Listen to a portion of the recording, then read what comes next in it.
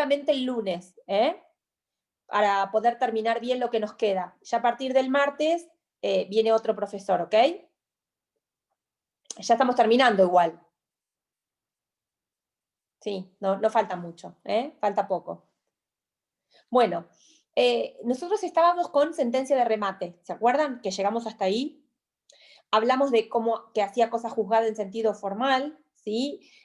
Dijimos que eso hacía que esa sentencia fuese inmodificable una vez que queda firme, es decir, una vez que son tratados los recursos que las partes hubiesen interpuesto, pero que no obstante ello permitía la posibilidad de iniciar un juicio de conocimiento posterior donde pudiese discutirse o plantearse aquellas cuestiones que estuvieron vedadas en el proceso de ejecución, ¿sí?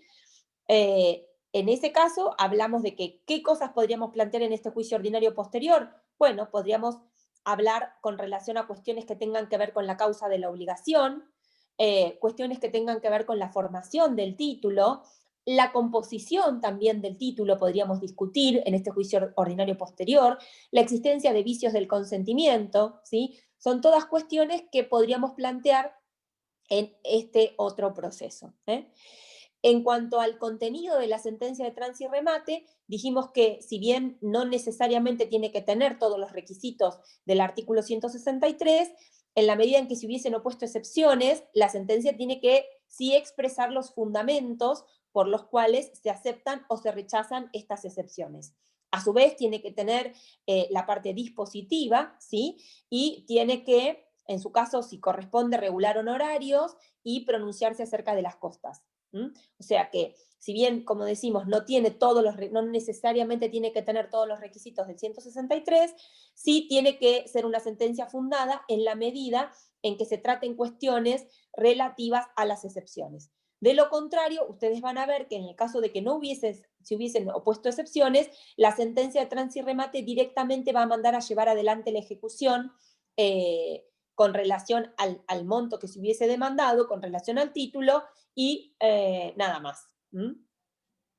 Bueno, en cuanto a la posibilidad digamos, de apelar esta sentencia del sistema recursivo en el proceso ejecutivo, vamos a encontrar tres cuestiones distintas. Una que es la etapa que se produce en forma anterior al dictado de la sentencia de trance y remate, ¿sí? En ese caso, la resolución, por ejemplo, podríamos tener con relación al ejecutante, la resolución que le rechaza y elimine la ejecución. ¿Se acuerdan que cuando arrancamos dando esta bolilla, dijimos que el juez tiene un primer examen de admisibilidad y ese examen de admisibilidad está dado al momento de recibir el proceso ejecutivo, es decir, él analiza el título y observa si se trata de uno de los títulos ejecutables, ¿sí? Y si tiene en principio los requisitos del 518. Dándose estas circunstancias, la ejecución va a seguir su trámite. En caso contrario, el juez podría rechazar in limine esa ejecución. Bueno, esa resolución es apelable para el ejecutante, ¿sí?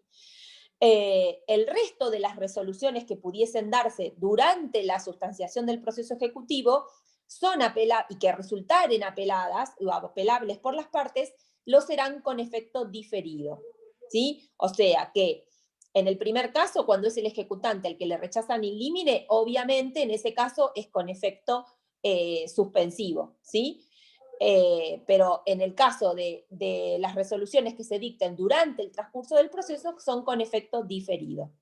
Ello significa que la Cámara no va a resolver el recurso en el momento en el que se plantea, sino que se difiere su tratamiento para el momento en que el expediente vaya a la Cámara correspondiente, a la sala correspondiente, por el tratamiento de la sentencia de trance y remate, ¿sí? Es decir, la apelación diferida lo que hace es concedernos la apelación, pero diferir el tratamiento de este recurso para el momento en que se resuelva o se decida sobre la apelación de la sentencia definitiva. Bueno, ¿qué es lo que pasa con la sentencia de trance y remate? Bueno, la sentencia de trance y remate es apelable para el ejecutante, ¿sí? En todos los casos, y es apelable para el ejecutado siempre que hubiese opuesto excepciones. si ustedes ven el artículo del código, se van a dar cuenta, el 552, se van a dar cuenta que el recurso de apelación puede interponerse por el ejecutado siempre que hubiese opuesto excepciones. Si no opuso excepciones, no es viable interponer un recurso de apelación por parte del ejecutado.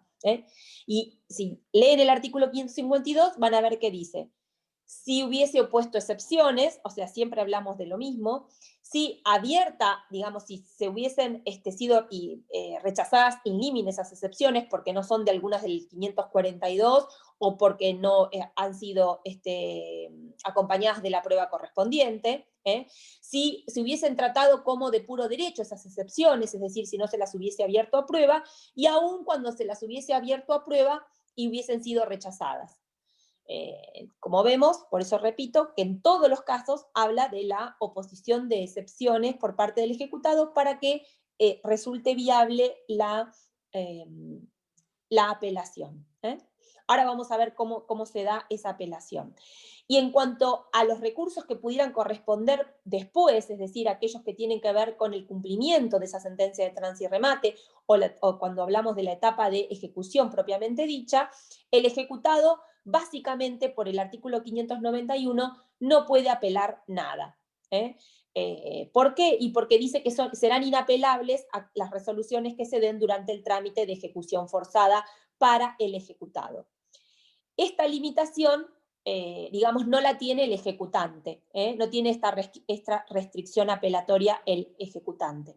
De todas maneras, tengan en cuenta que aun cuando rige este principio de inapelabilidad, eso quizás no alcance, más allá de lo que dice lo que acabamos de decir con relación al 591, no alcance aquella resolución, por ejemplo, que resuelva respecto de la nulidad de la subasta.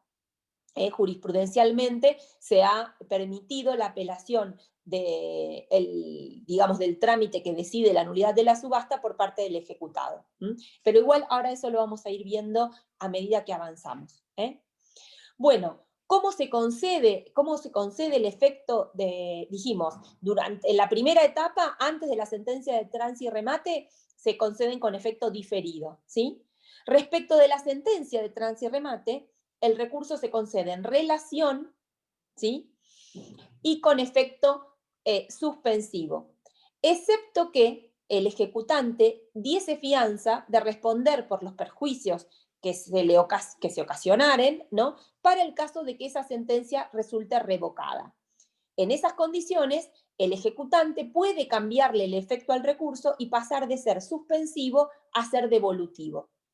¿Me siguen? Es decir, tiene la ejecutante la posibilidad de cambiarle el efecto a ese recurso. El recurso es en relación y con efecto suspensivo. Ahora, el código dice, si diese fianza, ¿sí?, de responder por los perjuicios que ocasione para el caso de que esa sentencia sea revocada por el Tribunal Superior, podría solicitarle al magistrado que le modifique el efecto con el cual concede el recurso y pase de ser suspensivo a ser devolutivo. ¿Y eso por qué? Y porque entonces le permite al ejecutante, ¿sí?, continuar con la ejecución forzada de la sentencia, aun cuando esta sentencia resulte apelada por el ejecutado. Eso muchas veces se lleva a cabo justamente para evitar que el ejecutado interponga recursos que sabe perfectamente o abiertamente que van a ser rechazados o que son inadmisibles y que lo hace solo por una cuestión del transcurso del tiempo. ¿Sí? Con el efecto, con la posibilidad de demorar, digamos, la tramitación del proceso. Entonces, para evitar esa circunstancia o para darle una chance al ejecutante de que igualmente pueda seguir adelante con el proceso, la ley le habilita esta posibilidad de ofrecer justamente una fianza, de responder por los perjuicios y modificar el efecto del recurso, pasar a ser devolutivo en lugar de suspensivo. Eso traerá como consecuencia, como dijimos recién, y ustedes eso ya lo saben, que en vez de suspenderse la aplicación, digamos, la ejecución de esa sentencia, se forma un expedientillo, ¿sí?, y el expediente continúa su trámite en primera instancia sin perjuicio del recurso de apelación que se trata en Cámara. Lo que significa que el ejecutante puede continuar adelante con los trámites de ejecución forzada. ¿Estamos?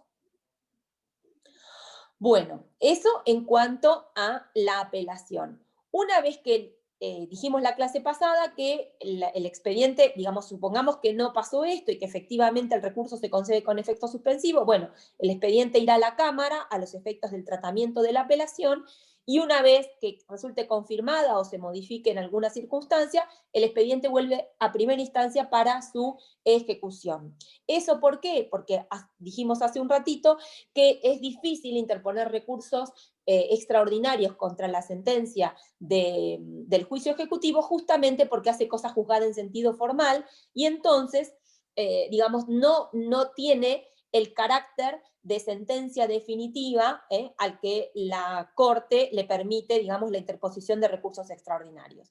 De todas maneras, ustedes me dieron un ejemplo ayer que había dado el doctor del Cerro, y la realidad es que hay cuestiones en las cuales la sentencia, dijimos, ya sea de primera instancia o de Cámara, dependiendo de cómo sea, perdón, de la sentencia de Cámara, perdón, hace cosa juzgada en sentido material y tiene que ver con aquellas defensas que sí estuvieron permitidas tratar en el proceso de ejecución, como podría ser, por ejemplo, la prescripción. ¿Mm? Bueno, una vez que la sentencia de trance y remate está firme, sea que haya... una cosa que quiero decir con relación a las costas que no dije. Tengan en cuenta que la sentencia, una vez que resuelve el tema de las excepciones y las admite o las rechaza, la sentencia debe imponerse costas, ¿sí? Se imponen las costas en el proceso y, en definitiva, tiene una variación con relación a las costas de lo que ustedes vieron en los procesos de conocimiento. ¿Y eso por qué? Porque ustedes van a ver que en el juicio ejecutivo la ley le permite al juez que distribuya las costas de acuerdo al éxito obtenido por cada parte. Es decir, no va a estar el triunfo, digamos, genérico, ¿no? Que pudiese obtener una de las partes, como ocurre en el proceso de conocimiento, que basta con que le haya digamos, admitido la demanda, aunque sea parcialmente, para que condenen costas al demandado. Acá, en realidad, le permite al magistrado distribuir las costas en virtud de la obtención de la ganancia de cada uno. En este caso, por ejemplo, supongamos que resultó procedente una excepción de pago parcial, ¿sí? En ese caso, en el caso que hubiese resultado procedente una excepción de pago parcial, le permite al magistrado distribuir las costas de acuerdo a la ganancia que haya obtenido cada uno. Es decir, le cargará al ejecutante la parte de la excepción que prosperó y al ejecutado la parte de la excepción que no prosperó. ¿Se entiende? Bueno, espérenme un segundo, por favor. Ahí vuelvo.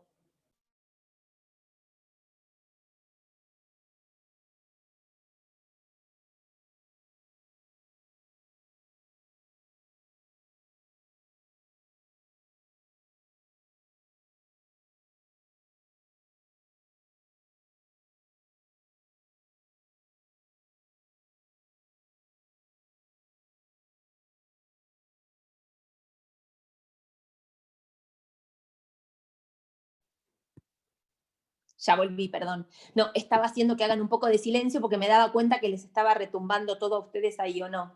Escuchaban mucho el ruido que hay acá en la oficina. Bueno, más o menos, sí, los veo, les veo las caras, por eso lo digo. Entonces, sigamos entonces con nuestras... Entonces, ¿quedó claro lo de las costas? O sea, que no sigue, o sea, si bien sigue el principio de la derrota, la diferencia que tiene con las costas general es que acá le permite al magistrado distribuir costas en base a la ganancia o al resultado que hubiese obtenido cada uno. Y entonces las puede distribuir de acuerdo a cómo haya resuelto el asunto de las excepciones. ¿Mm?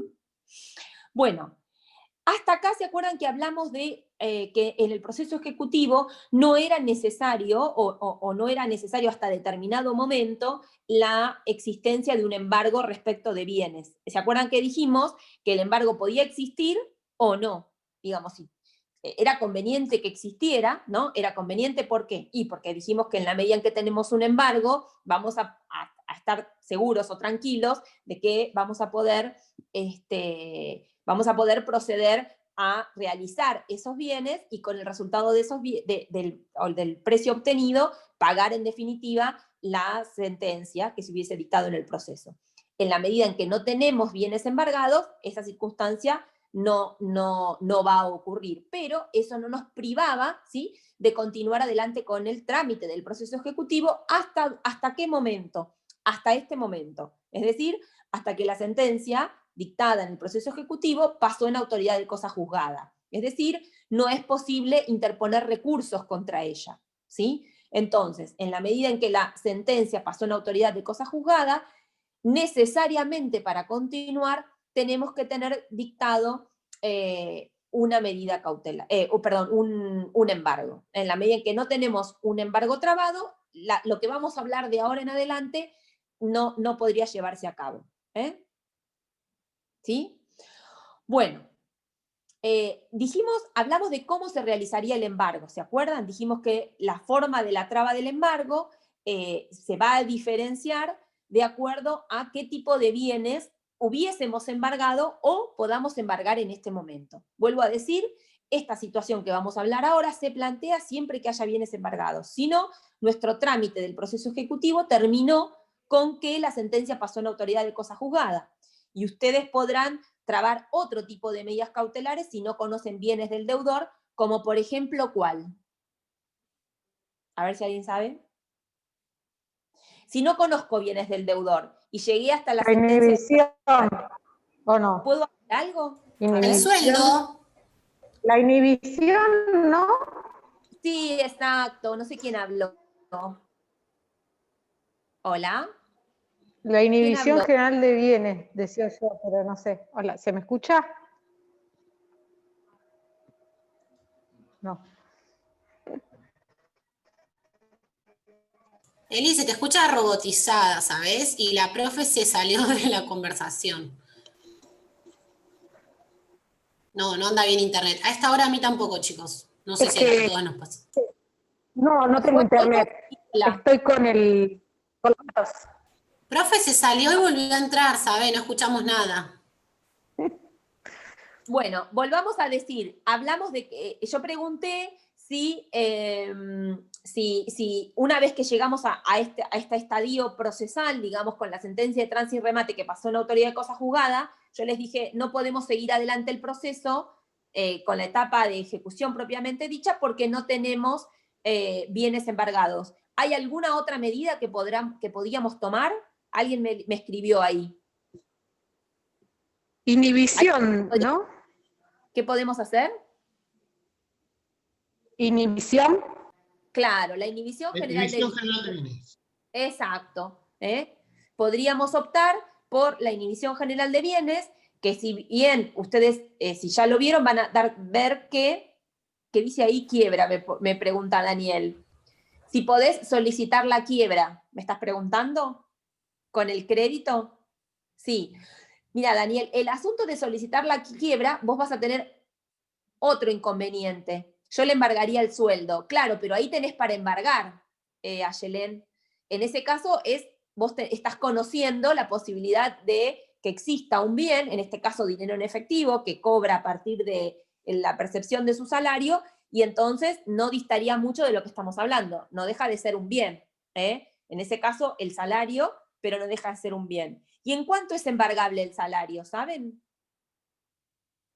Un 20%, creo. Sí, exactamente. Un 20. En realidad es el 20% en lo que supera el salario mínimo vital y móvil, no es que es el 20% en general. Y incluso la ley establece algún otro parámetro y es que podría superarse ese porcentaje en el caso de que se tratase de alimentos o litis expensas y siempre que el salario supere, que el monto de la remuneración supere 2 salarios mínimos vitales y móviles. Pero bueno, no importa, no me quiero detener en eso, sino para que lo tengan presente. Volvemos a lo que al tema de la inhibición. En realidad, lo que les permitiría la inhibición general de bienes no es identificar un bien determinado justamente para poder proceder ejecutivamente. No, pero sí les va a permitir la inhibición que si el deudor incorporara algún bien a su patrimonio, ese bien no va a poder después disponer de él, ¿sí? En la medida en que ese bien sea registrable, no va a poder disponer de él porque va a tener la inhibición. ¿Estamos? Entonces, si bien no les va a habilitar a ustedes a continuar con el proceso ejecutivo, podría sí ocurrir que el día de mañana se los permita. ¿Me entienden? Porque puede incorporar un bien y a partir de la incorporación de ese bien, ustedes pedir después el embargo de ese bien. Entonces, o sea, profe, en ese caso yo no conozco, no tiene, pongámosle que es una persona que no tiene nada, yo lo que hago, la inhibición general de bienes, ante quién la hago, y después eso supone que el día que le ingrese algo al patrimonio, se le embarga y de ahí me voy a cobrar mi título, mi sentencia, digamos. bueno, a ver, la inhibición general de bienes se anota en el registro de la propiedad inmueble y en el registro de la propiedad automotor o en el registro de la propiedad del bien del que se trate. Por ejemplo, el registro, ya te digo, propiedad automotor, propiedad inmueble, ¿sí? El registro de buques, por ejemplo, ¿sí? Entonces, en esos casos se inscribe la inhibición en el registro correspondiente. El asunto está que entonces, si el deudor tuviese algún bien y que vos en realidad no te estás enterando o no lo conoces, lo que va a hacer la inhibición es que si quiere desapoderarse de ese bien, no pueda. Por otro lado, la inhibición le permite incorporar bienes a su patrimonio, ¿sí? Pero una vez que los incorpora no va a poder desprenderse de ellos. Entonces, ahora, aclaremos algo, tampoco alguien te va a avisar a vos de que el deudor incorporó un bien a su patrimonio. Entonces, cada tanto es recomendable que aun cuando tengas trabada una inhibición general de bienes, pidas informes que tengan que ver con la posibilidad de que haya incorporado algún bien. En ese caso, pedís un índice de titularidad en el registro de la propiedad inmueble o en el registro del automotor. ¿Sí? Ahí te va a saltar si esa persona incorporó algún bien a su patrimonio. Pero si no pedís el informe, no te va a saltar. ¿Está bien? La inhibición general de bienes, si está bien trabada, permanece vigente durante 5 años. A los 5 años, la inhibición como el embargo se caducan y la caducidad es automática. Eso significa que no requiere de un auto o de una orden de levantamiento, sino que por el solo transcurso del tiempo o del plazo, esa inhibición se caduca. Entonces, si en el transcurso del tiempo no encontraste o no tuviste la oportunidad de embargar ningún bien del deudor, vas a tener que solicitar la reinscripción de esa medida, en este caso de la inhibición.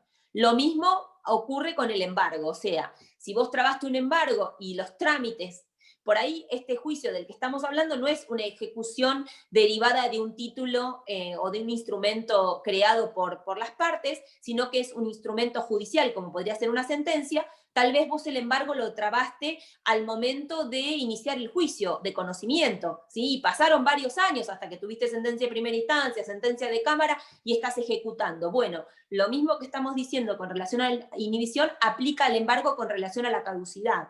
Es necesario la reinscripción de ese embargo, ¿sí? Para que permanezca, digamos, la anotación permanezca en el mismo lugar.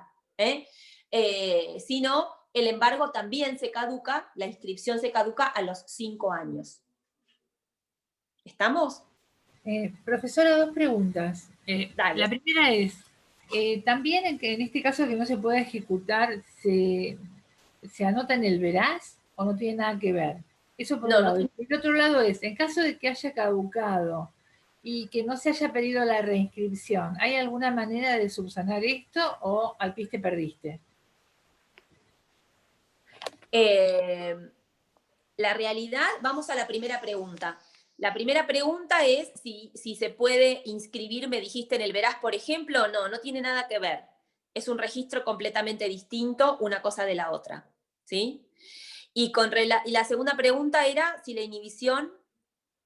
Claro, si caducó la inhibición y no se pidió la reinscripción, ¿hay alguna hay que aclarar algo?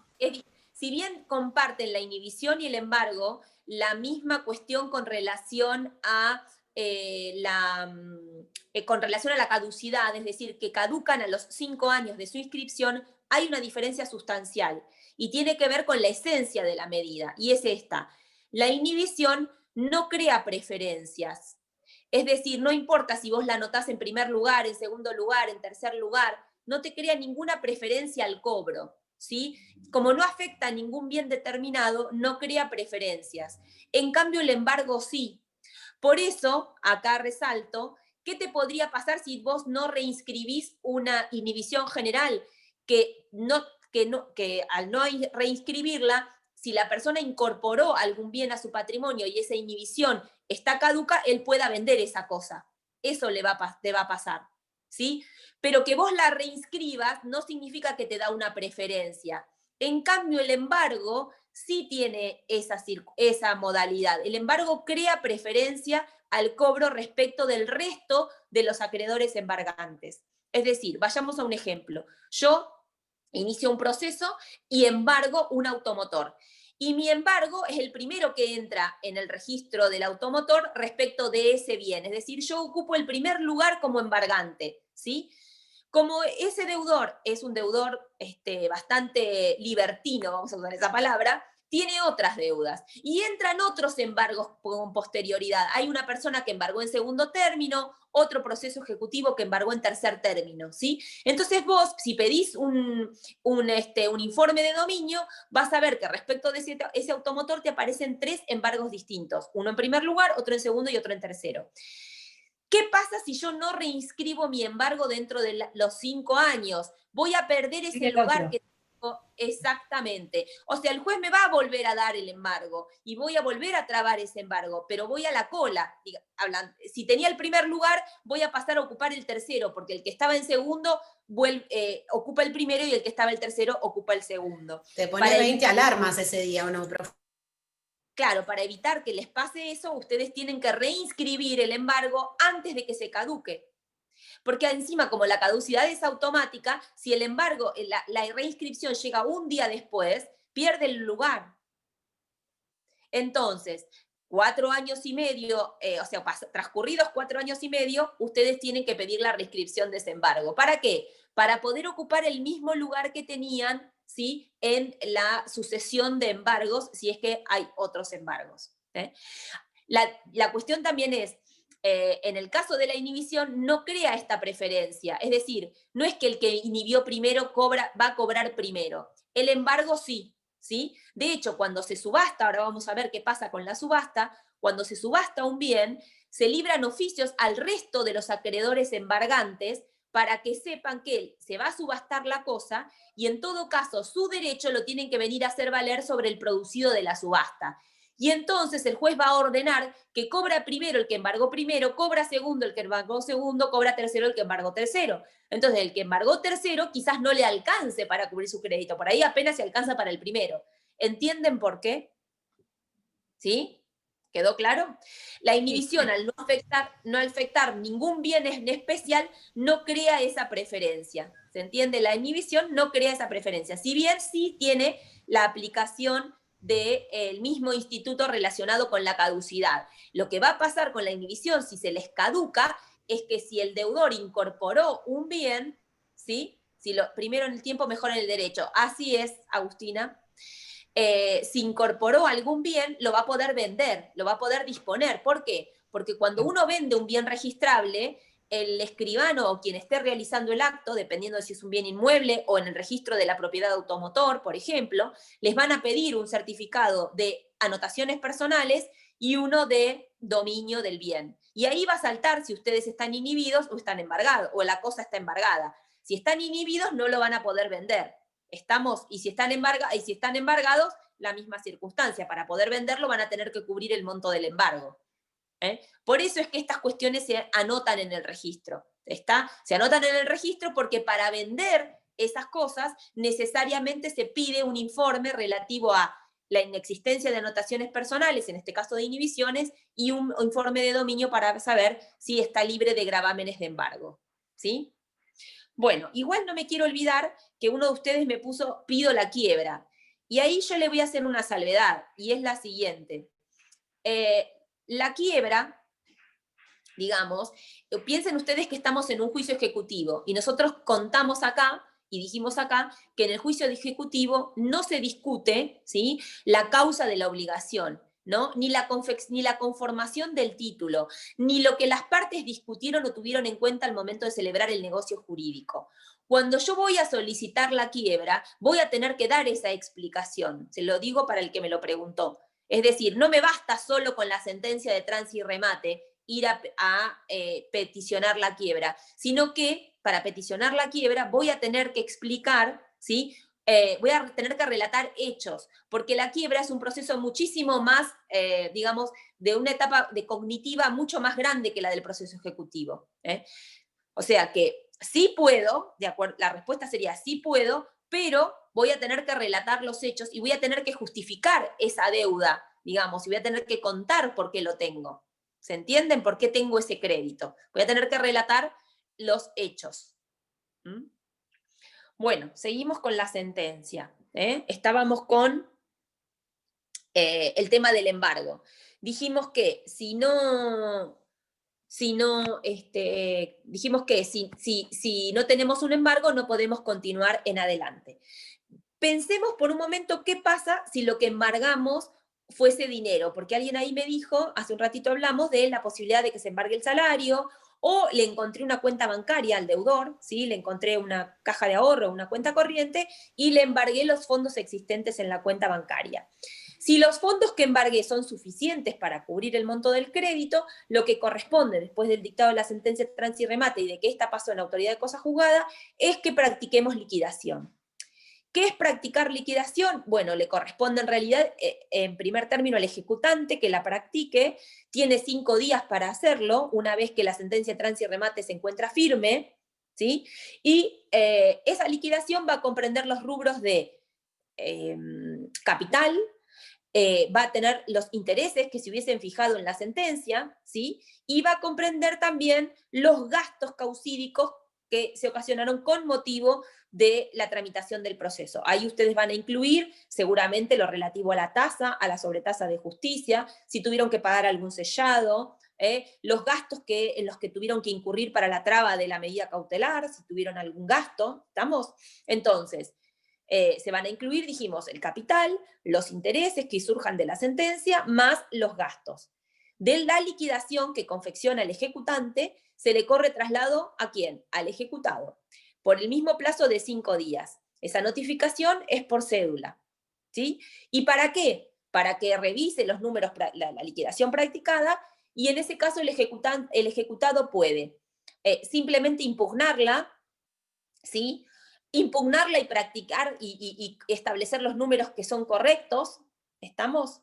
Puede practicar una nueva, ¿sí? Si considera que son equivocados los números practicados por el ejecutante. Si hace eso, es decir, si practica una nueva liquidación o indica quizás que la tasa de interés es errónea y practica una nueva liquidación, el juez va a correr un nuevo traslado al ejecutante. De lo contrario, si se limita a impugnar, el juez resuelve, ¿sí? Resuelve conforme el criterio, obviamente, sentado en la sentencia. ¿Qué es lo que va a resolver? Si aprueba la liquidación tal como está o le introduce los cambios que solicita el ejecutado.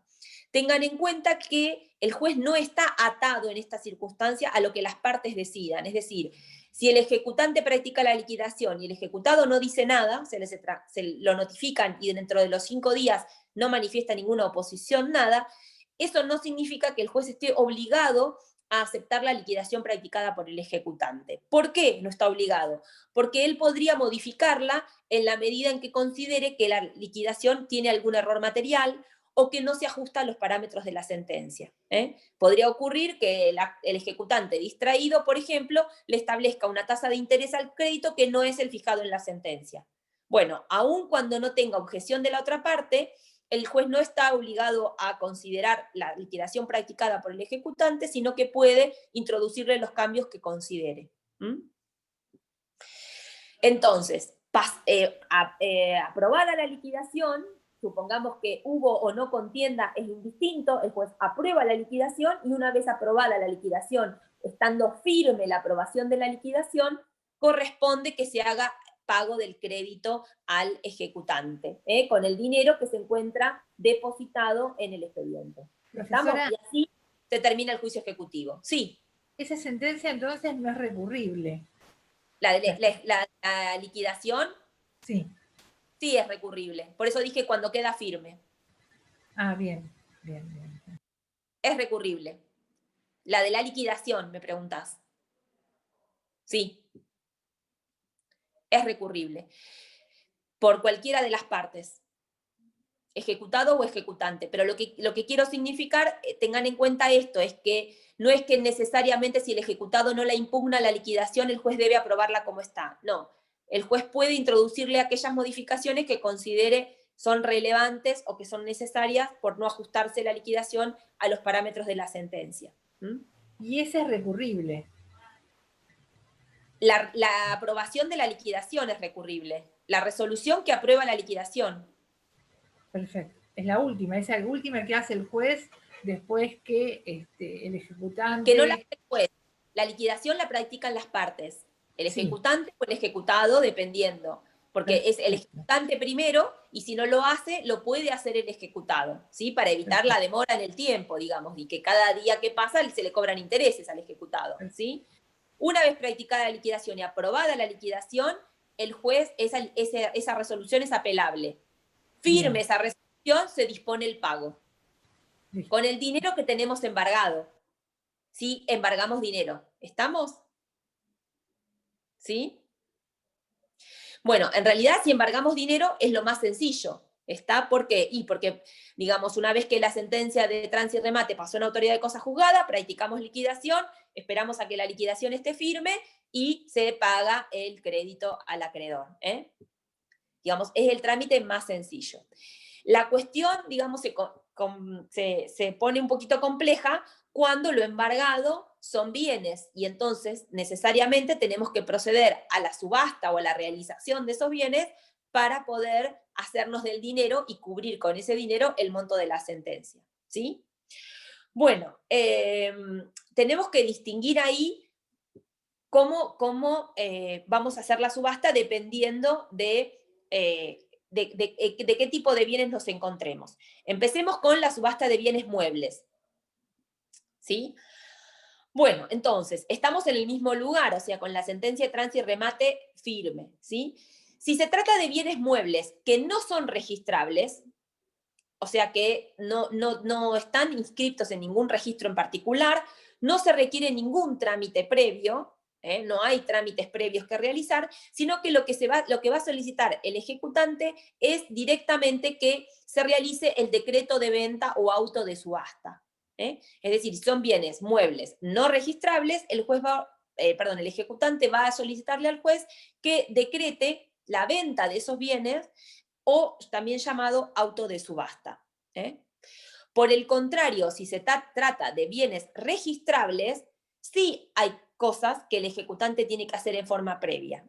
Por ejemplo, el primero, solicitar un informe de dominio y de anotaciones personales.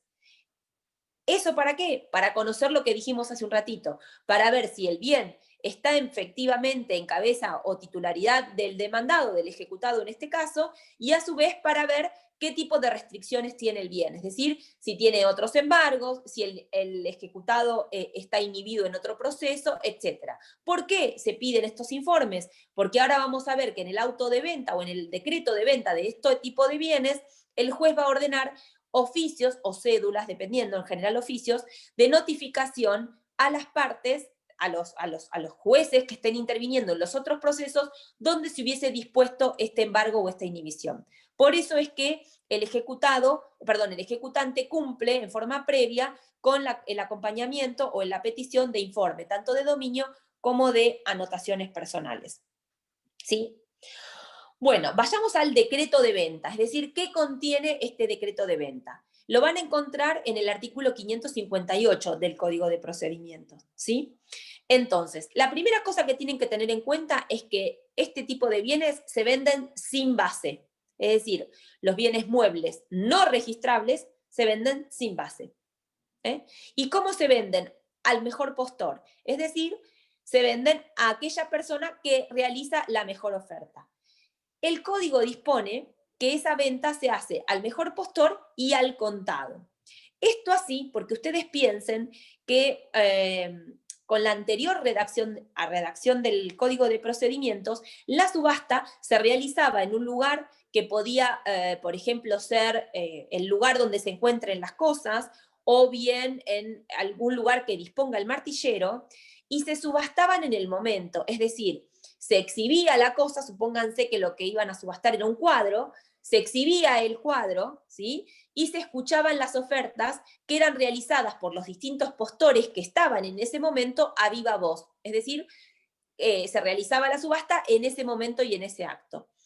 En ese mismo momento y en ese mismo acto se disponía del pago de esos bienes, porque eran bienes que se vendían al contado, es decir, el postor, o sea, quien ofertaba, llevaba el dinero suficiente como para pagar su oferta, y se producía la tradición de la cosa. Es decir, que la venta quedaba perfeccionada en ese mismo momento. ¿Me entienden?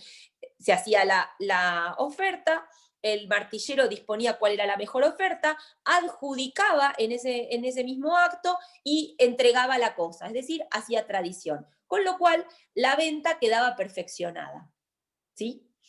Ahora, ustedes piensen que a partir de la subasta electrónica, la venta deja de ser al contado. ¿Está? ¿Por qué? Y porque en realidad lo que va a pasar con la subasta electrónica es que se abre un periodo de tiempo, de plazo, dentro del cual las personas o las partes van a poder ofertar respecto de esos bienes, ¿sí? Y el pago no se va a hacer en el mismo momento en que el martillero decide que adjudica el bien a determinada persona, sino que se va a hacer por intermedio de una transferencia bancaria. Entonces, ya tampoco se realiza en el acto mismo de la subasta. Profe, ¿por qué ahora pasó a ser un remate electrónico siempre? ¿O no existe más lo otro? La realidad es que lo otro no existe más. O sea, desde el año 2011 la subasta es electrónica. Digamos, lo cierto es que no es que desde el año 2011 es electrónica la subasta. Te estaría mintiendo si te dijera eso. Lo cierto es que se ha ido ayornando el trámite porque al principio no se podía hacer tampoco en forma electrónica, ¿sí? Sino que se fue ayornando el trámite hasta llegar a hoy que la subasta se hace en forma electrónica. ¿Mm? Bueno, en cuanto a ver, espérenme un segundito que me olvido. En este caso tengan en cuenta otra cosa puntual, y es que los bienes muebles no registrables se venden sin base. O sea que no tienen una base determinada o establecida, sino que se venden sin base. Excepto que por las circunstancias del objeto por el cual se realiza la subasta, el juez amerite colocarle un piso o una base de venta. ¿Por qué? Porque podría pasar que si bien se trate de un objeto mueble, tenga un valor de mercado, o sea, de una evaluación, ¿sí? Que incluso supere ampliamente otros bienes registrables. ¿Está? Estamos hablando en general, o sea, cuando lo que se vende son objetos de escaso valor económico, los bienes muebles no registrables están, no sé qué me escriben ahí. Bueno, digo, si son de escaso valor económico, ¿ustedes no han visto nunca una subasta en algún lugar? Cuando se subastan, por ejemplo... Yo de las de antes. Claro, bueno, pero por ejemplo mobiliario, se subastan sillas, se subastan mesas, cosas usadas, el valor, digamos, se hacen a un remate rural, me ponen ahí, se hacen al mejor postor, sin base. Ahora, si lo que estamos subastando, aun cuando sea una cosa mueble, es de un valor considerable, se le puede solicitar al juez que fije una base de venta por debajo de la cual no se podría, digamos, realizar. ¿Por qué? Y porque en los últimos años las cosas muebles, a veces que no tienen registro, digamos, tienen un valor económico considerable. No sé, se me ocurre un cuadro, por ejemplo, ¿no? De un pintor determinado. Una camiseta de Maradona, por ejemplo. Una compu. ¿O no? Hoy escuché, no sé si será real, que... todas las cosas de Maradona. Sí, que en Mercado Libre se ofrecían las camisetas, supuestamente firmadas por Maradona, a precios exorbitantes. Exorbitantes, hablo de 10 millones de pesos. No sé si alguno lo escuchó en la noticia o lo leyó. Pero bueno. Pero hay un montón de gente que tiene camisetas firmadas de Maradona. 15 millones me pone ahí Franco. Bueno, ¿ven? Entonces, digamos, 15 millones resulta, en definitiva, muchísimo más valioso que el auto que cualquiera de nosotros podamos tener, ¿o no? Y en pandemia remataban el saco de Gallardo con el que salió campeón de no sé qué, llegó a 115.000 pesos, pero era un saco. Claro. No te entendí de quién, Ayelen. De Gallardo. ¿De Gallardo? De Gallardo, sí, que usó para la Copa no sé qué.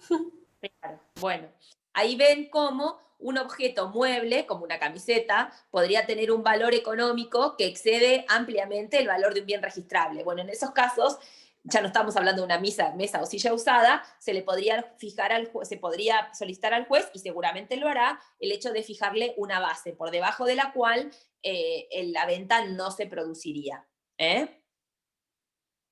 Bueno, la misma circunstancia, si se trata, dijimos, de objetos, a ver, Copa Libertadores seguro me pone acá.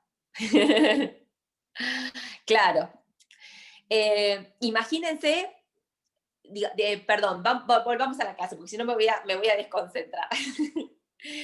Bueno, suponga, claro, no, es que no dejo de pensar la cantidad de objetos que podrían subastarse hoy en día, que podrían tener un valor económico muchísimo más grande que el de una cosa mueble.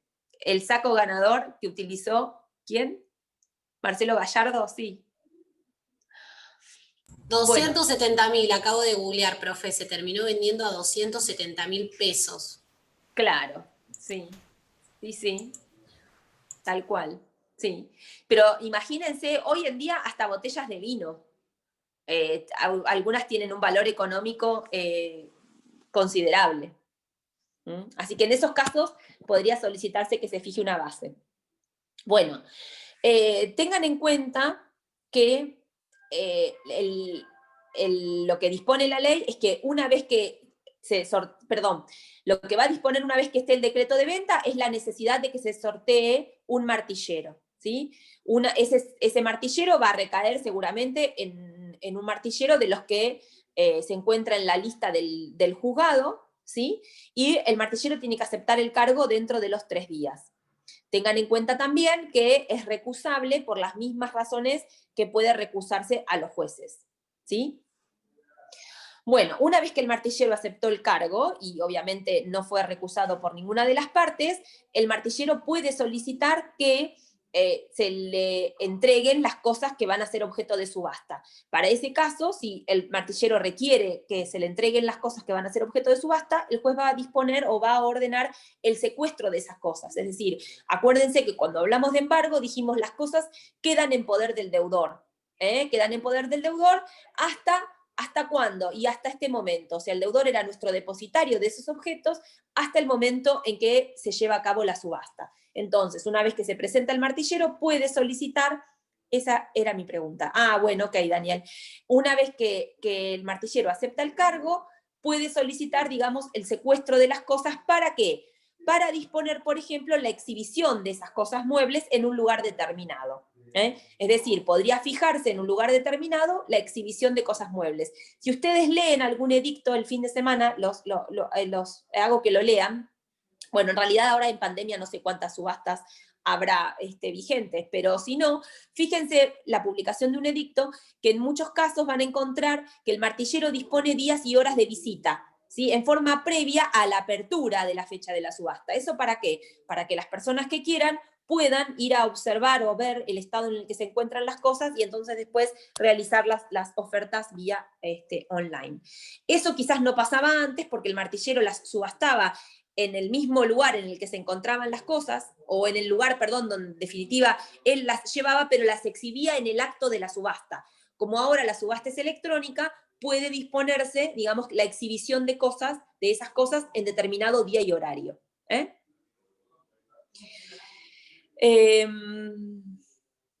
Bueno, tengan en cuenta también que eso es lo que se va a colocar, digamos, en la publicación del edicto, es decir, el día y el horario en el cual se pueden visitar para poder observar las cosas. Esa publicación de edictos va a ser por 2 días en el boletín oficial y en un diario del lugar donde se lleve a cabo la subasta. O sea que la publicación es por 2 días y tiene como requisito que se indique el expediente en el cual tramita, en el cual se va a llevar a cabo la subasta, el rango de horario y de día por el cual se va a llevar a cabo la subasta, digamos, las demás condiciones en las cuales se realice el acto respectivo, para que cualquier persona que pretenda participar de esta subasta pueda hacerlo a partir de la lectura del edicto, o sea, pueda localizar el expediente y observarlo. Sí, Ayelén, te escucho. Profe, acá estaba viendo, porque tenía el material que subieron, que antes de lo que estás contando dice que se requiere al deudor en 5 días manifieste si los bienes están prendados o embargados, indicando en su caso nombre y domicilio de acreedores, el monto y el juzgado que decretó los embargos. ¿Cómo? Si son muebles no registrables. No importa, viste que dijimos hace un ratito que... No, podría pasar igual. Ah, sí, cuando fueron a hacerle la ejecución, digamos. Claro, o sea, él tiene obligación de manifestar eso que vos acabás de decir en 2 oportunidades. La primera, cuando se embarga la cosa, es decir, cuando se realiza el mandamiento de intimación de pago y embargo, se le pregunta si esos bienes que yo estoy anotando y embargando en ese caso, en ese momento, registran otros embargos anteriores. O sea, ahí se le realiza la primera vez, ¿sí? Se le solicita, nos comunique si efectivamente registra otros embargos o prendas anteriores. Y ahí ustedes embargan. ¿Por qué se le manifiesta en ese momento, en el momento de la intimación de pago? Porque entonces vos podrías decidir embargar otra cosa si él manifiesta que ese objeto está embargado. ¿Me entendés? Por lo que dijimos, el embargo, aún de cosa mueble, crea la misma preferencia. Si hay un embargo anterior, aún con respecto a una cosa mueble, cobraría primero. ¿Sí? Y acá de nuevo le vuelven a preguntar. Y acá le vuelven a preguntar ¿por qué? Porque quizás en ese momento manifestó que no, pero desde que yo lo intimé de pago hasta el momento de la subasta, que es este acto, pudo pasar que lo embargaran con posterioridad. ¿Entendés? Entonces, igual, se le solicita manifieste si tiene otros embargos. ¿Para qué? Para que en este auto, donde el juez ordena la venta del bien, ¿sí? Libre oficio a los distintos juzgados que embargaron con anterioridad o con posterioridad, para que se presenten a hacer valer sus derechos sobre lo que se obtenga de la subasta. Cuidando, obviamente, la preferencia de cada uno de acuerdo a cómo hubiesen embargado.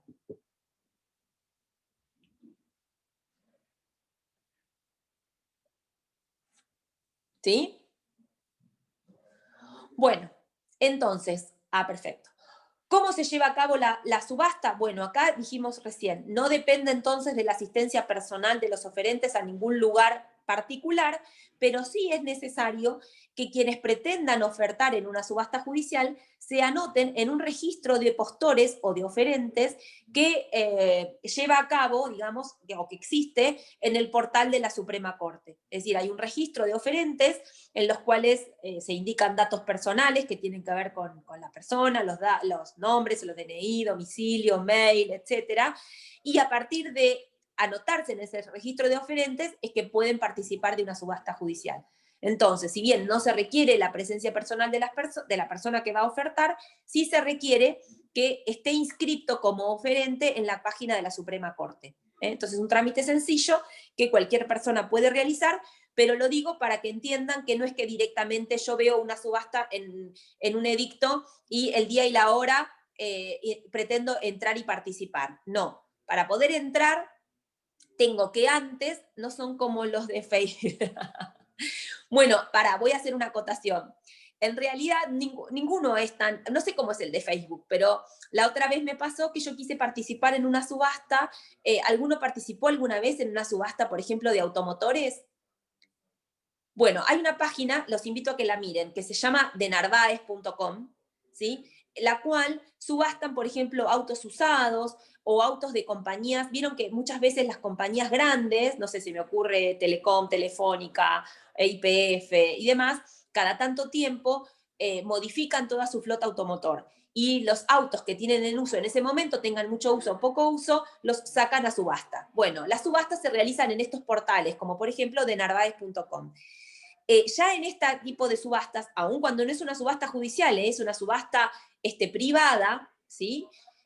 Requiere un registro de postores, es decir, para que ustedes puedan participar de la subasta, aun cuando obviamente es el día y la hora que específicamente se determina, tienen necesariamente que cumplir con los requisitos de la página y en este caso el registro de postores. Eso lo hacen para evitar que personas que crean perfiles o que digamos que lo hagan en forma trucha, hablando en criollo, ¿me entienden? Entonces, aún las páginas privadas, esto lo digo por uno de los chicos que me puso ahí, no es como los remates de Facebook, aún las páginas, las subastas privadas requieren este registro previo en calidad de postor. Y en la mayoría de los casos, este registro previo en calidad de postor requiere una suma económica, es decir, depositar determinada cantidad de plata, que creo que de Narváez la última vez que entré era de 5.000 pesos, en la cuenta de ellos para poder participar de la subasta. Vencida la subasta, les devuelven o les reintegran, creo que a las 48 horas, el dinero. Bueno, igual no es lo que aplica acá, digo, me fui un poco de las ramas, pero para que vean que tampoco en las páginas privadas hoy de subasta se puede a veces participar sin la creación de un usuario y de no estar dentro de la lista de oferentes. Bueno, acá no solamente hay que estar en la lista de oferentes, sino que el juez puede disponer que para participar de determinada subasta se deposite en garantía el equivalente al 5% del valor de la base o el 5% del valor que el juez considere razonable si se trata de un bien que se subasta sin base. Vieron que dijimos que si tiene determinado nivel económico el bien, el juez podría disponer igualmente un valor de base por debajo del cual ese bien no se vende. Bueno, en esos casos, o en los casos en que existiese base, porque se trata, por ejemplo, de un bien registrable, podría el juez disponer del 5% del valor de la base para poder realizar ofertas. Por esto de lo que estábamos diciendo hace un ratito, no solamente la posibilidad de ser oferente, sino de que realmente quien oferte o quien se presente a la subasta realmente tenga intención de comprar el objeto y no sea una mera intento por subir el precio o subir el valor sin que en definitiva después vaya a cumplir. ¿Se entiende? Bueno, tengan en cuenta en que el depósito en garantía es obligatorio en el caso de los bienes registrables. O sea, en los bienes registrables es obligatorio. En el de los bienes que no son registrables, como dijimos hace un ratito, puede el juez hacerlo o no, dependiendo del valor, en definitiva, del bien.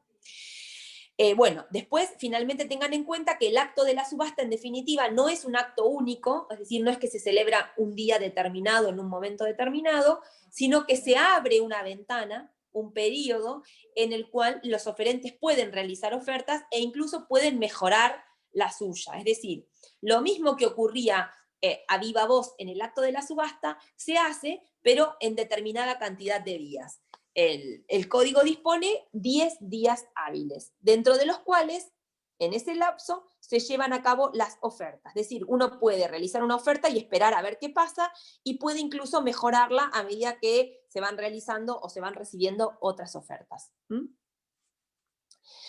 ¿Qué más me falta? Bueno, ¿qué pasa si quien realizó la oferta, o sea, quien en definitiva ofertó por el bien en determinado, y que en definitiva se le voy a hablar de otra cosa antes. Dijimos entonces que se abre una ventana por el plazo de 10 días en las cuales las partes pueden ofertar o realizar ofertas. Una vez que se cierra, se llega al día y la hora de cierre de esa subasta, y una vez que esa subasta se cierra, lo que corresponde es que el martillero que está interviniendo realice lo que se llama la adjudicación de la subasta. En ese caso va a disponer cuál es, digamos, la oferta que resulta ganadora y le va a enviar una notificación a esa persona para que a partir de ese momento sepa que va a ser la adjudicataria de la subasta. Es decir, que su oferta es la que ha resultado ganadora y a partir de allí, digamos, se inste el proceso para que termine abonando las sumas correspondientes. Bueno, ahora voy a suspender un poquito, digamos, el trámite y vamos a la subasta de bienes inmuebles, es decir, quiero llegar hasta el mismo lugar con la subasta de bienes inmuebles porque digamos, las cuestiones que ocurren con posterioridad acá son aplicables sea lo que se subasta, sean bienes registrables o no. ¿Qué pasa si lo que vamos a subastar son bienes inmuebles? Bueno, si lo que vamos a subastar son bienes inmuebles, tenemos que primeramente realizar o obtener los recaudos a los que se refiere el artículo 568. Y en ese caso, el abogado del ejecutante, va a tener que solicitar un oficio, por ejemplo, si se trata de un bien de propiedad horizontal, para conocer, en definitiva, la deuda que ese bien pudiese tener de expensas. Lo mismo con relación a impuestos que gravan la propiedad, como podría ser el de ARBA, o obras sanitarias, ¿sí? Entonces, informes relativos a los impuestos que se adeuden, u otras tasas y contribuciones que el inmueble adeude. Si se trata de un bien destinado a propiedad horizontal, la deuda que pudiese tener de expensas, y además voy a solicitar un oficio, en este caso, en el caso de la provincia de Buenos Aires, a ARBA, para que me manifieste o me informe la evaluación fiscal del bien. Esos son los recaudos con los que hay que cumplir en forma previa a peticionar el decreto de venta, ¿sí? Esta última parte, el tema de la evaluación del bien, ¿por qué se le solicita a ARBA una evaluación del bien? Porque justamente, digamos, los bienes inmuebles van a salir a la venta con base. ¿Y cuál es la base para la subasta del bien? Bueno, la base es las 2/3 partes de la evaluación fiscal. Por eso es necesario, como recaudo, solicitar justamente el informe respecto de la evaluación fiscal. Podría pasarnos que la evaluación fiscal sea escasa, es decir, que alguna de las partes, sea el ejecutante o el ejecutado, porque en realidad les interesa a los dos, tanto el ejecutante como el ejecutado consideren, cuando el informe es contestado por parte de la entidad fiscal, que el importe que surge de esa evaluación fiscal es escaso en relación al valor real del bien. Entonces, ¿podrían cualquiera de las partes solicitar otro tipo de evaluación para la determinación de la subasta? Sí podrían. Es decir, si consideran que la evaluación fiscal es escasa con relación al valor del bien, podrían las partes solicitar una tasación, digamos que en ese caso queda a cargo de un martillero. Una tasación en la cual podrían las partes designar un martillero de común acuerdo, o en realidad cada una designar uno, ¿sí? Y acompañar esas tasaciones al expediente. Finalmente el juez decide cuál es la tasación que corresponde. ¿Y por qué digo que les interesa a ambas partes? Y porque al ejecutante le va a interesar que no salga con una base demasiado baja, para que justamente poder cubrir el total de su crédito, digamos, en relación al valor del crédito, le va a interesar que la base no sea tan baja, y al ejecutado también le va a interesar que la base no sea tan baja, para que el remate no empiece o no se termine, digamos, vendiendo los bienes con un valor escaso. ¿Por qué? Y porque no necesariamente la ejecución se agota con la subasta del bien. Si el valor del bien no alcanza a cubrir el monto del crédito, en definitiva, que se le está reclamando con intereses, gastos, costas, etcétera, él va a quedar, después de la subasta, no solamente perdió el bien, sino que además queda con una deuda. ¿Me siguen? Entonces, por eso digo que ambas partes están, digamos, tienen interés en la determinación de la evaluación del bien por el cual va a salir a subasta. Una vez determinada la evaluación, ustedes van a tener el valor sobre el cual va a salir a subasta, porque va a salir, dijimos, con las 2/3 partes de la evaluación. Ya sea la evaluación fiscal, si las partes están de acuerdo, o como digo yo, aquella que surja de una tasación que realicen las partes. En este caso, también tengan en cuenta que el código dispone que podría el acreedor hipotecario, supónganse que del informe de dominio que ustedes piden con relación a la titularidad del bien y respecto de la existencia de créditos o de embargos, surgiese una hipoteca respecto de ese bien. Si ese bien tiene una hipoteca, eso no significa que ustedes como embargantes no puedan subastar el bien. Lo pueden subastar, pero en este caso el acreedor hipotecario podría solicitar un aumento de esa base para el caso de que la base que se esté, en definitiva, por la cual salga a la venta el bien, no alcance a cubrir el crédito de la hipoteca. Entonces ven cómo el tema de la base del bien digamos, ofrece algunas aristas y les importa a varias partes, tanto al ejecutante por el valor de su crédito, al ejecutado para poder cubrir con la venta de ese bien, en definitiva, el crédito que adeuda, y también al hipotético acreedor hipotecario para cubrir el crédito de su hipoteca. Profe, una consulta. Yo siempre creí que si una casa, ponele, estaba hipotecada, no se la podía rematar o subastar o embargar, digamos. ¿Sí se puede? ¿Pero tiene privilegio? ¿No tiene privilegio la hipoteca? Eso es otra cosa. ¿Y entonces yo para qué la voy a rematar si sé que se la va a cobrar el acreedor hipotecario? Porque primero porque podrías tener un remanente. Segundo, porque se podría tratar de una hipoteca que no se levantó escrituralmente hablando, pero que está saldada. Ah, bien. Porque la hipoteca, al igual que ocurre con otros títulos, con algún otro crédito, seguís en segunda. ¿Cómo me pone acá? Daniel, claro, seguís en segunda posición con relación al embargo. Vos pensás que la hipoteca requiere de un levantamiento, no es como el tema de la caducidad del embargo que es automática. La hipoteca requiere de una escritura, porque aparte se hace con el mismo instrumento, por el mismo instrumento por el cual se trabó la hipoteca, ¿me seguís? Y entonces requiere un levantamiento, o sea, podría pasar que el acreedor, para evitarse el día de mañana otros embargos, o esto que estás diciendo vos, el que digan, uy, ya tiene una hipoteca, ¿para qué lo voy a embargar? La hipoteca no la levante, ¿me entendés? Y él tenga la escritura del levantamiento. Por un lado. Por otro lado, podría pasar que el valor del bien supere ampliamente el de la hipoteca. ¿Entendés? Vos pensás que si es un crédito, es una hipoteca que otorga un banco, bueno, no va a ocurrir lo primero porque el banco después la levanta, la hipoteca una vez cancelado, pero podría pasar que la hipoteca sea, por ejemplo, por un porcentaje del valor del bien, ¿sí? Y que en realidad vos lo embargues en segundo término y podrías a partir de eso, que lo embargues en segundo término, podrías a partir de eso igualmente subastar. Tenés razón vos que se va a cobrar la hipoteca primero, pero, pero te ocurriría lo mismo si tuvieras un embargo primero.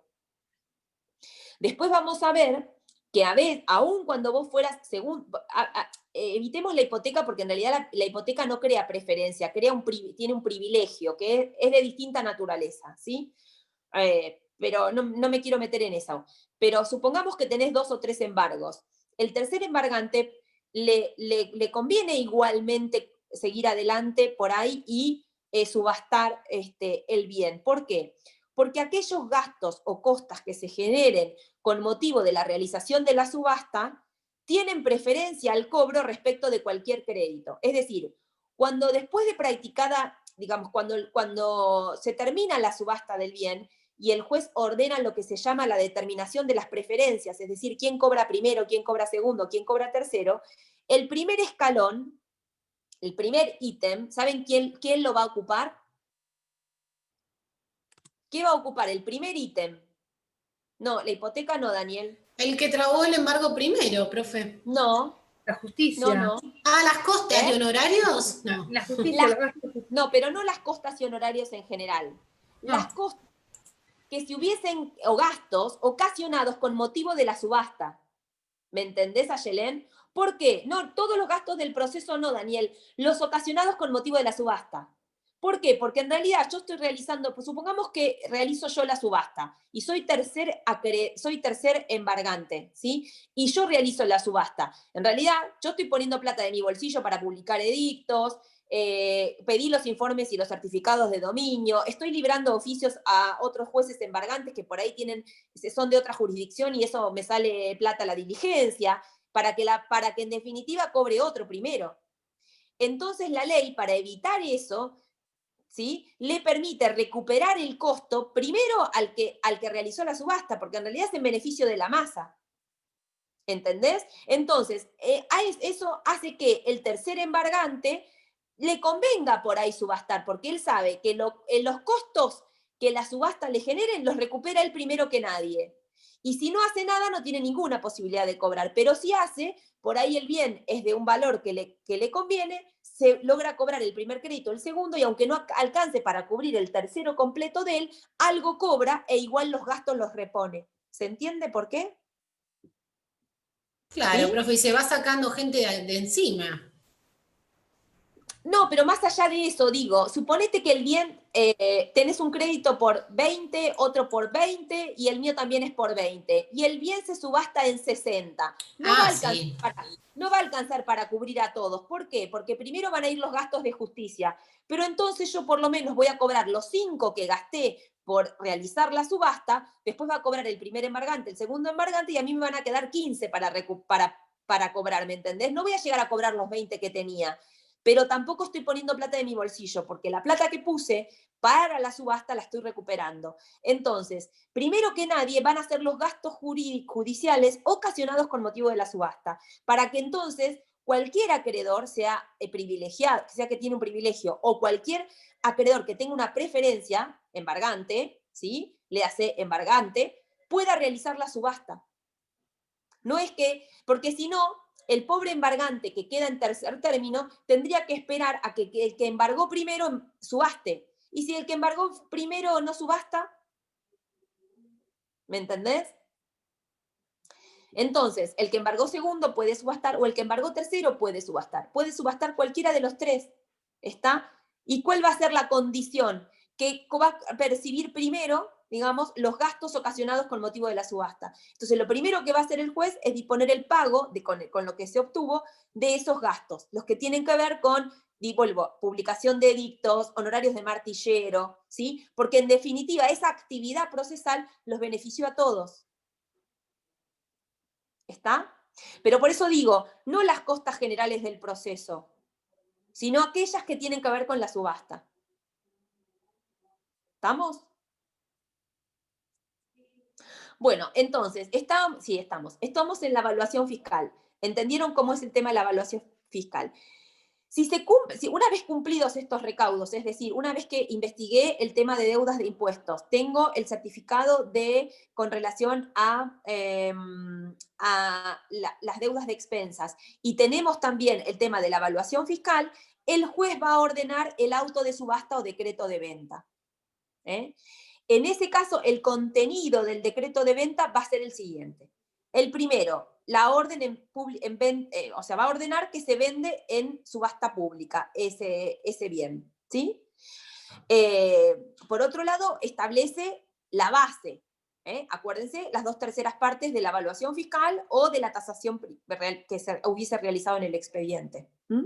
Entonces, va a ordenar la venta en pública subasta, va a establecer el valor de la base, va a ordenar el sorteo del martillero, que va a recaer en como dijimos hace un ratito con relación a los bienes muebles, en un profesional, en un martillero que esté dentro de la lista oficial, o sea que va a ser un sorteo como si fuese el de un perito. Va a establecer que se publiquen edictos en un diario de la zona y en el boletín oficial. Va a establecer cuál es la seña que debe pagar el comprador en el momento de realizar la subasta, ¿sí? Va a comunicar cuál es el porcentaje que va a recibir el martillero, o sea, cuál va a ser el honorario del martillero, y va a intimar al demandado para que dentro de los 3 días acompañe el título de propiedad del inmueble, bajo apercibimiento de que si no lo acompaña, pedir un segundo testimonio al registro a su costa. ¿Está? Miren todo lo que va a hacer el juez en ese acto de orden. Y va a ordenar comunicar a los jueces que tuviesen privilegios o embargantes, ¿para qué? Para que hagan valer sus derechos, en definitiva, esos acreedores, en el expediente donde se va a realizar la subasta. Todo eso va a hacer el juez en este auto o decreto de venta. ¿Lo repasamos? Va a ordenar la venta en pública subasta, va a establecer la base de la venta, que dijimos que eran las 2/3 partes de la evaluación fiscal o, en definitiva, de la tasación que se hubiese llevado a cabo, va a ordenar el sorteo del martillero de la lista oficial, va a ordenar la publicación de edictos, va a establecer la seña que tiene que pagar el comprador y el porcentaje de honorarios que se le pagará al martillero, va a establecer que el demandado tiene 3 días para acompañar el título de propiedad del inmueble, y si no lo hace, será bajo apercibimiento de que se obtenga un segundo testimonio del registro a su costa, y va a ordenar se libren oficios de notificación a los jueces embargantes y cédulas de notificación al acreedor hipotecario para que hagan valer sus derechos en el remanente, o en lo que en definitiva resulte de la subasta. ¿Mm? ¿Ven? Esta parte es muy larga y compleja, porque son muchos los requisitos y muchos los recaudos. Bueno, por hoy no los quiero marear más. Nos vemos, si Dios quiere, el lunes. Terminamos ya con subasta, lo prometo, con este trámite, que es bastante engorroso y tiene muchos pasos, y después nos quedan ver las ejecuciones especiales, que es hipotecaria y prendaria, ¿sí? Y con eso terminamos la bolilla. El lunes terminamos porque no es tanto lo que nos queda, es poco. Así que los voy a ver el lunes, y en todo caso, si quedara alguna cuestión, lo vemos al final. ¿Tenemos día de examen ya? En el 14 o 15 de diciembre. No sé 14 o 15 de diciembre. Bueno, llegamos bien entonces. Sí, llegamos bien. Bueno, les deseo un buen fin de semana, estudien y nos vemos el lunes. Gracias, profe. Buen fin de... Chao, profe, gracias. Chao, gracias, buen fin de semana. Buen fin de semana para todos.